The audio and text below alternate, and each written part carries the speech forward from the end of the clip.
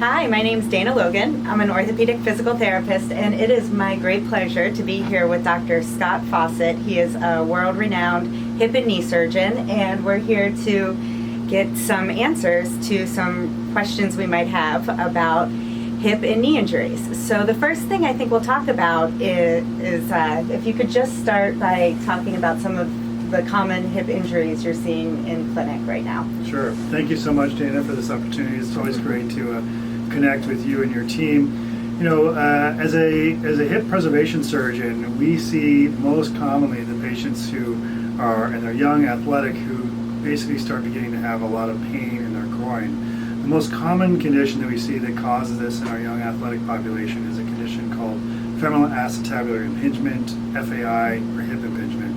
And that is a chronic condition that's kind of developed from the bones and creates a soft tissue injury of the labrum tissue. Okay, so that sounds like it can be very intense. Is that always a surgical situation? Is that sometimes can people live with that?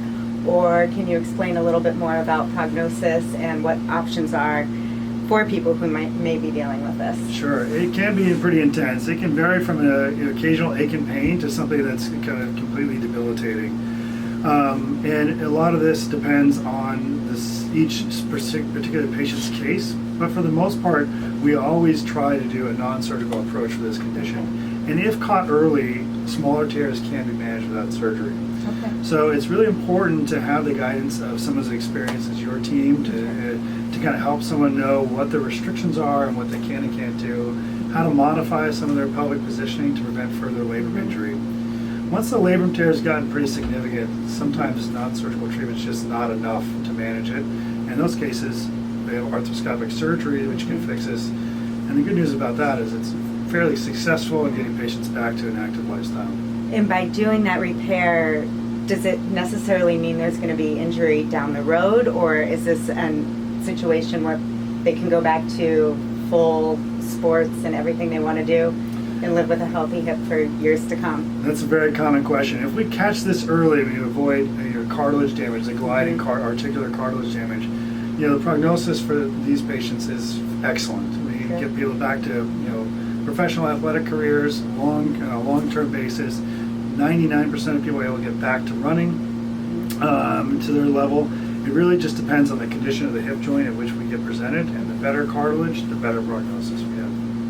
And one more question on this topic. Is there a typical age range of like a cutoff for how old people might be having the surgery, or at some point is it just there's so much damage in the hip it's not productive anymore? That's another question we get faced a lot. It's really not about a chronological age that determines whether or not you're a candidate. It goes back to the quality of the hip joint and also the expectation for the patient. So certainly if patients are just trying to get around and move around, non-surgical treatment and maybe the solution for someone who might be older with a more degenerative condition. Whereas we've had patients who are doing Ironman triathlons in their late 60s. They need their hip joint to function properly, and with good cartilage, they could still be an excellent candidate. Great.